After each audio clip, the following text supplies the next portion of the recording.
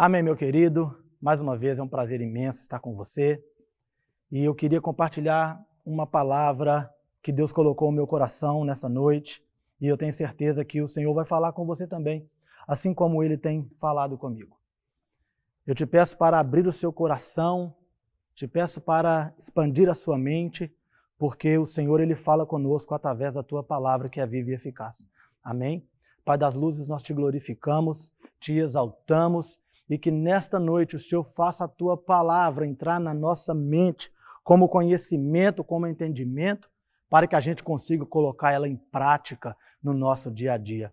Em nome de Jesus Cristo, se faz presente em todos os lares, é o que eu te peço.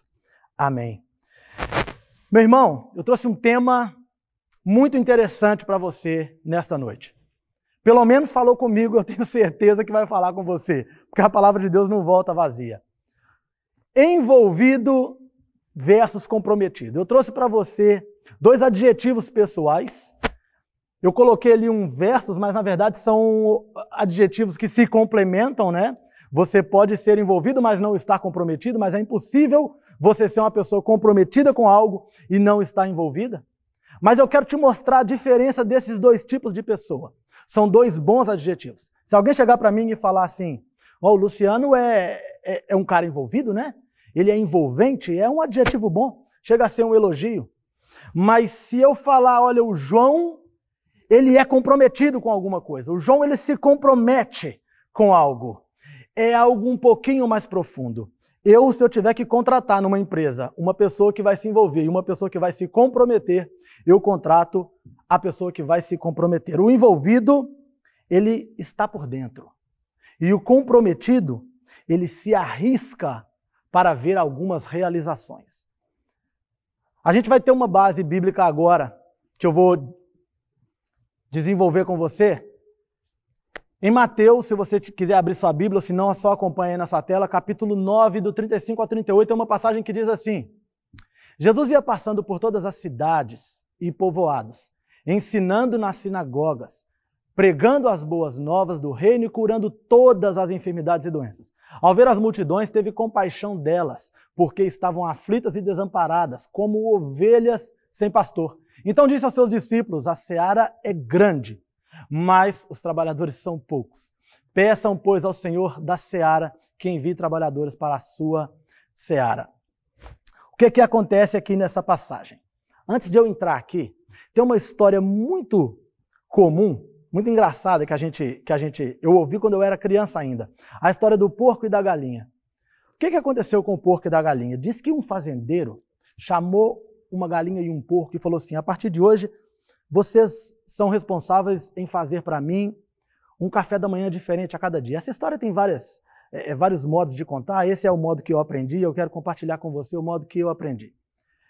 E ele disse para o porco e a galinha: vocês são responsáveis a fazer para mim todo dia um café da manhã diferente.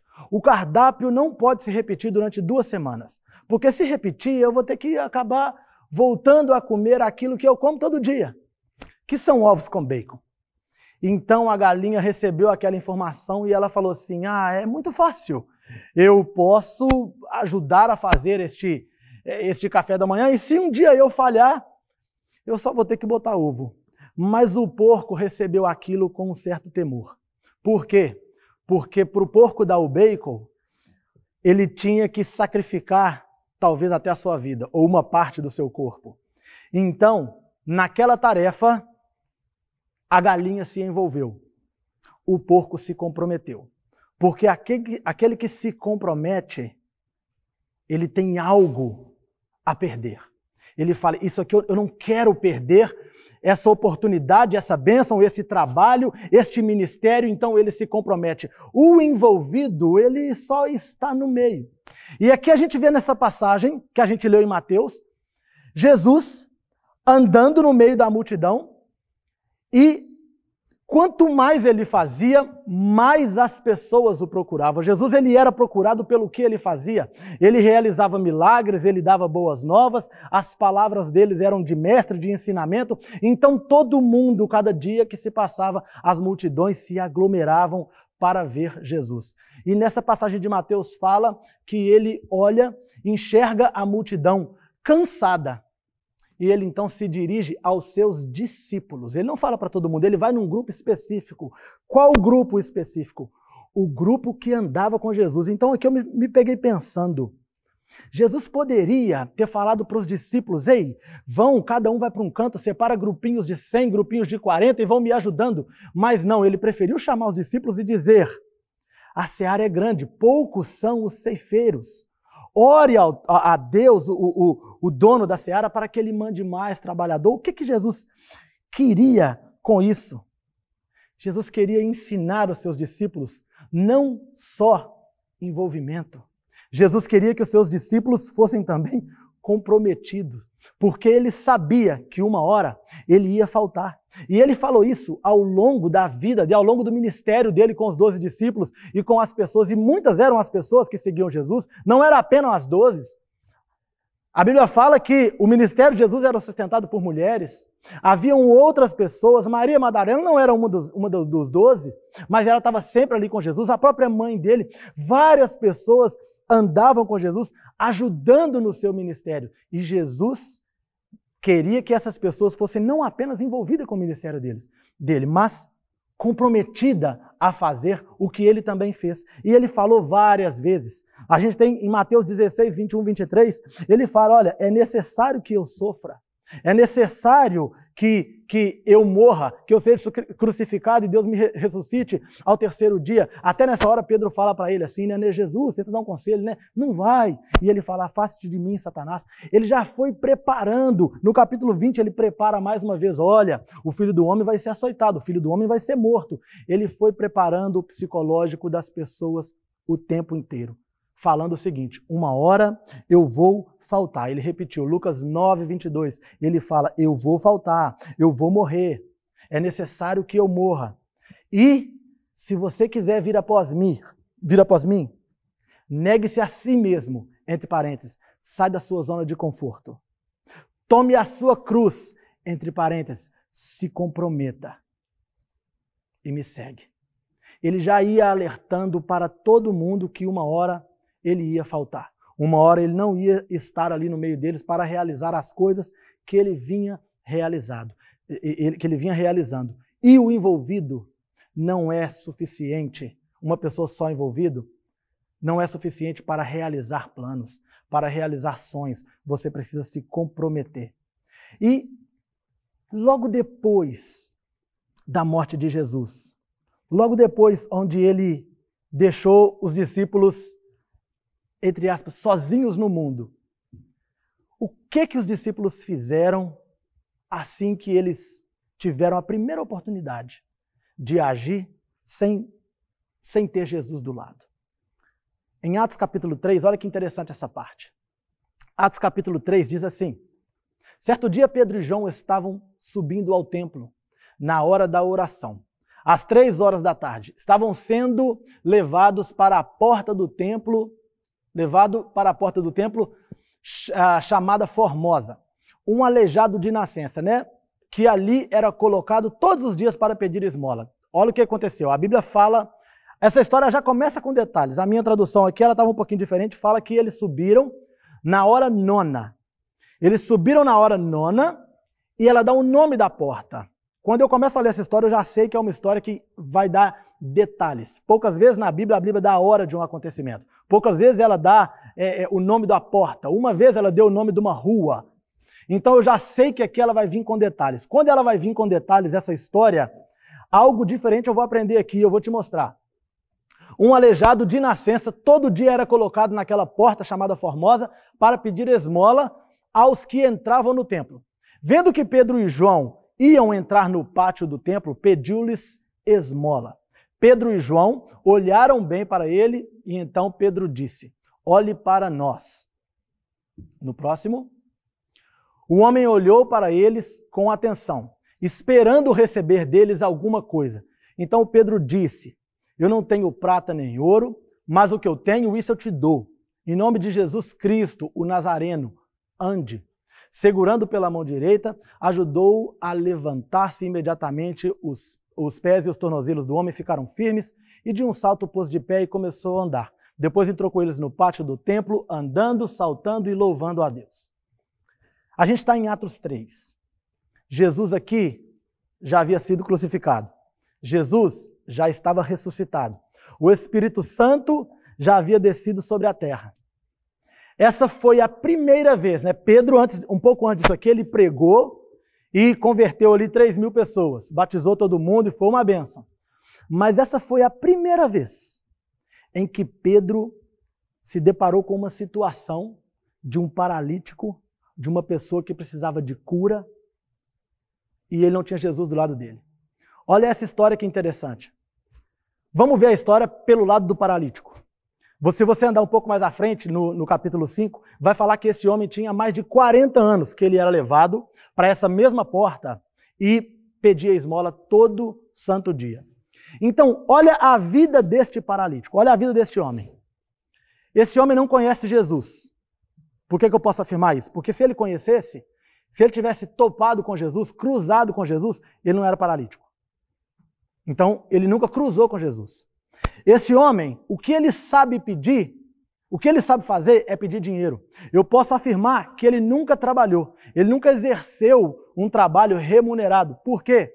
Porque a Bíblia fala de nascença, aonde a gente leu. Ele era paralítico de nascença, e desde que ele nasceu, ele era levado para essa porta para pedir esmola.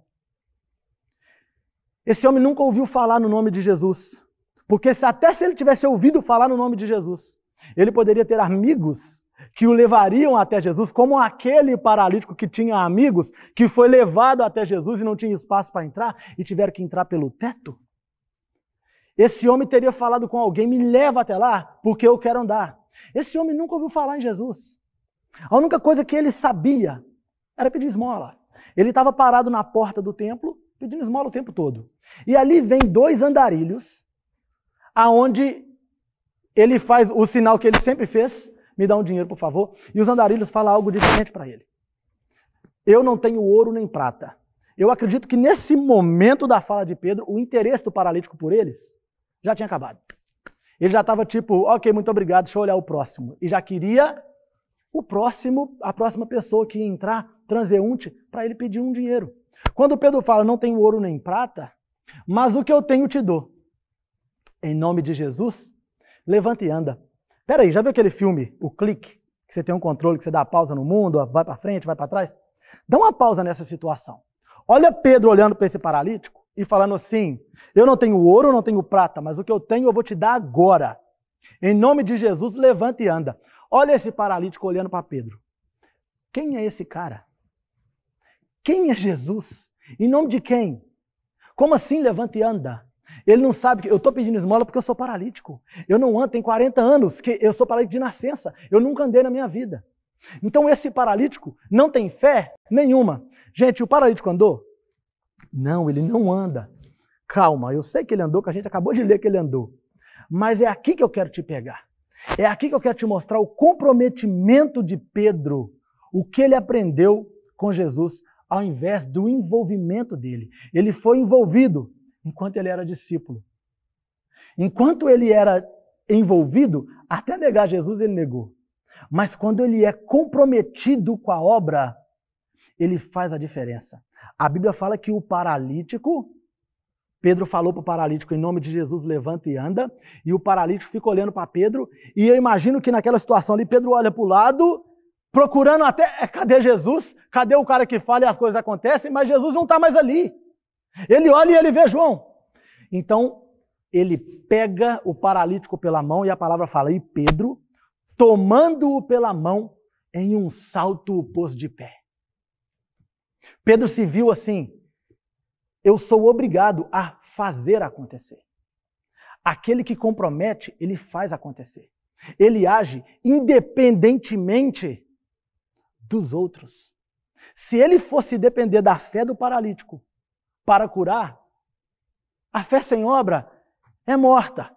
Pedro tinha a fé dele, mas se ele não fizesse nada, de nada valeria. Então ele pega o paralítico na sua primeira oportunidade, sem Jesus do lado. Ele pega o paralítico, coloca o paralítico de pé. E ele faz o paralítico andar. O comprometido, ele é diferenciado. O envolvido, ele fala. O comprometido pega e faz. E quantas pessoas, talvez até você mesmo que está nos assistindo, já recebeu uma palavra de bênção de Deus na sua vida?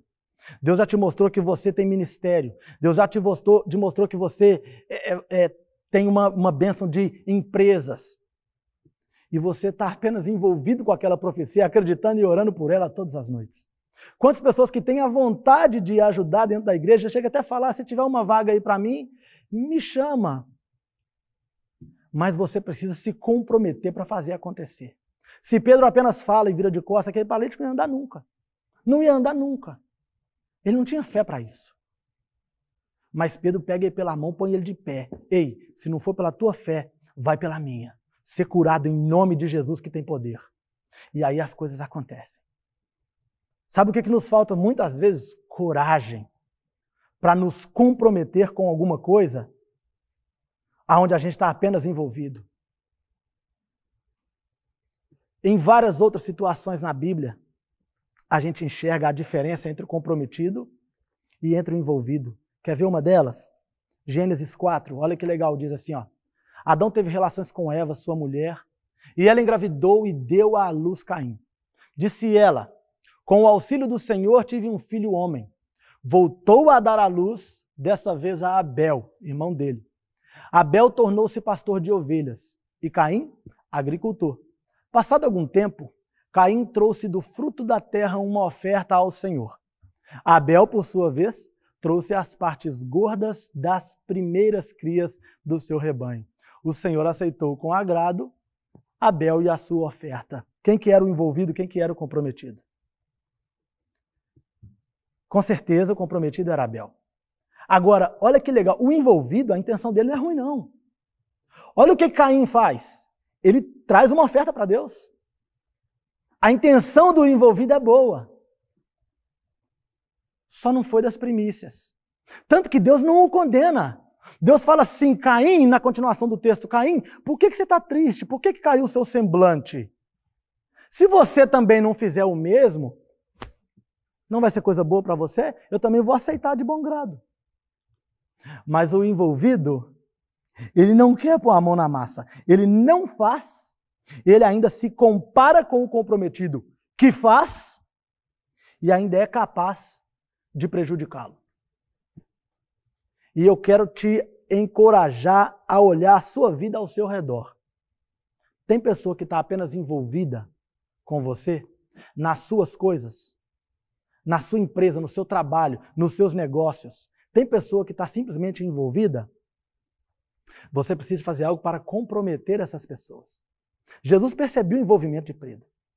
Ele percebeu o envolvimento de todos os discípulos. E ele foi falando e foi preparando. Ei, vai chegar um dia que eu não vou estar mais aqui. E se você não colocar a mão na massa, sabe o que fala lá em Atos, um pouquinho à frente, ali no capítulo 5, verso 15 e 16?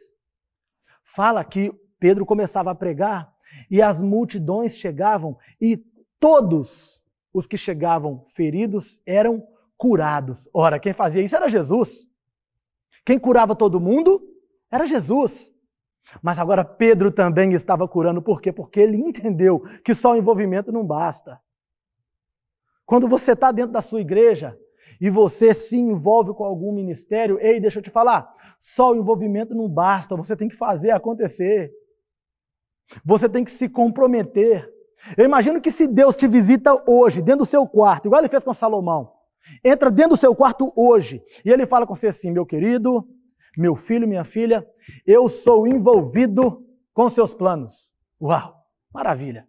Se Deus fala uma coisa assim para mim, eu falo, uau, Deus é envolvido comigo. Mas você já imaginou se ele entra e fala assim, meu filho, minha filha, eu estou comprometido a fazer com que seu plano dê certo. Meu filho, eu vou descansar, porque eu sei que vai acontecer. O comprometido, ele faz acontecer. E a gente pode estar, muitas das vezes, rodeados de pessoas envolvidas. E os envolvidos, ele pode não só também querer tomar o seu lugar, mas ele pode agir para te prejudicar.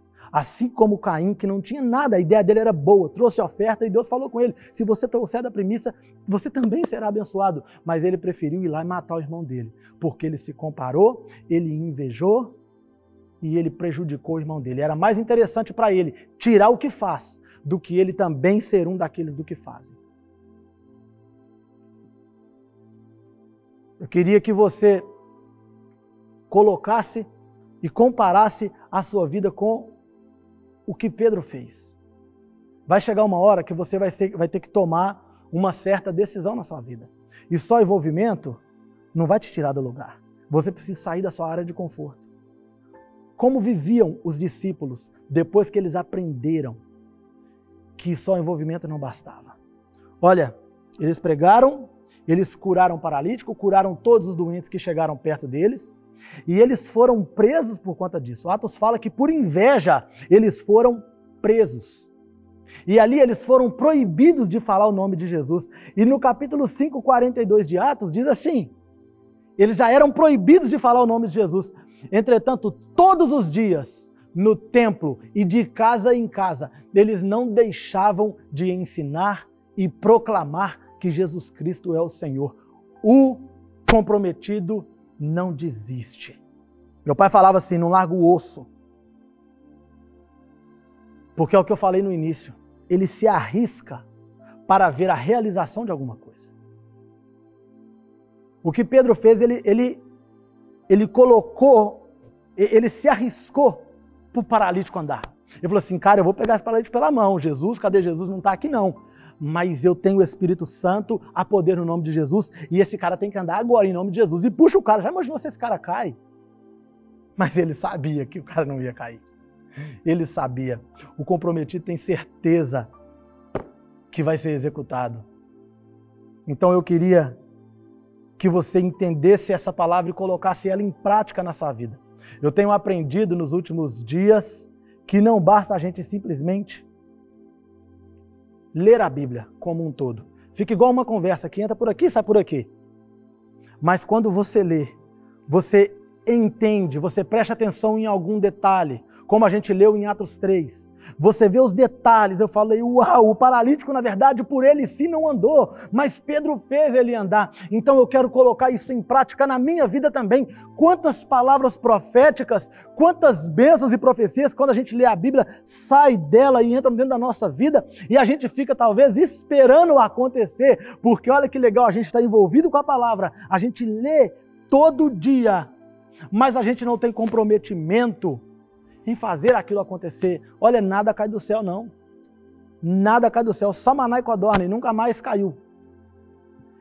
Você precisa de levantar e fazer acontecer na sua vida, no seu ministério. Quantos pastores em igreja, principalmente nessa época de pandemia, estão sofrendo com falta de ajudadores, porque as pessoas não se comprometem com o ministério, com a igreja. Quantos grupos de jovens estão se perdendo? Porque o jovem é assim, né? Eu sou envolvido com um grupo de jovens aqui na Before the Throne Church e eu tenho visto que às vezes eles se dispersam, porque a gente não está encontrando pessoalmente por causa da pandemia. E a gente precisa de quem é comprometido para correr atrás, para buscar, para fazer eles se envolverem. E quantos maridos que perdem as esposas porque eles não são comprometidos dentro de casa. Eles são apenas envolvidos. O comprometimento te faz manter aquilo que Deus já te deu. Com seus bens. Se você não for comprometido em dar a manutenção nos seus bens, você vai perder. Se você não for comprometido em dar manutenção no seu casamento, no seu lar, com a sua esposa, com seus filhos, você vai perder. Então que você seja comprometido com tudo na sua vida. Eu queria orar pela sua vida, orar para que Deus possa trazer uma certa transformação na sua mente, que Deus possa trazer uma transformação no seu coração. E você ser como Pedro, que vê a hora de fazer acontecer e não simplesmente gagueja ou então sai andando. Você pega pela mão o problema, pega pela mão aquele paralítico e coloca ele de pé. Em nome de Jesus, Pai do poder, nós te glorificamos. Nós te exaltamos na certeza de que o Senhor fala conosco através da Tua palavra, que o Senhor nos ensina. Deus, eu te peço, nos ensina a colocar em prática a Tua palavra. Nos ensina a colocar em prática a Tua palavra na nossa vida familiar, no nosso trabalho, nos nossos sonhos e projetos. Oh Deus, em nome de Jesus Cristo, eu pego pela mão agora essas pessoas, Pai, que não estão com comprometimento, eu pego pela mão agora e coloco elas de pé. Se comprometa com o seu trabalho, com a sua empresa, com os seus filhos, com a sua família, com a sua esposa, com o seu marido, com o seu casamento, com o seu ministério. Em nome de Jesus Cristo, levanta e anda. Faz isso andar, porque muitas coisas tem Deus para fazer ainda através da tua vida. E você está apenas parado na sua zona de conforto. Oh, Deus nos ensina a negarmos a nós mesmos, para que a gente possa pegar a nossa cruz e caminhar em nome do Pai, do Filho e do Espírito Santo. Meu querido, Deus possa abençoar a sua vida. Tenha uma excelente noite. A gente se vê terça-feira que vem à noite, nesse mesmo horário. Vai ter mais um culto online e a gente te vê e te espera novamente aqui, tá bom? Um abraço, Deus abençoe.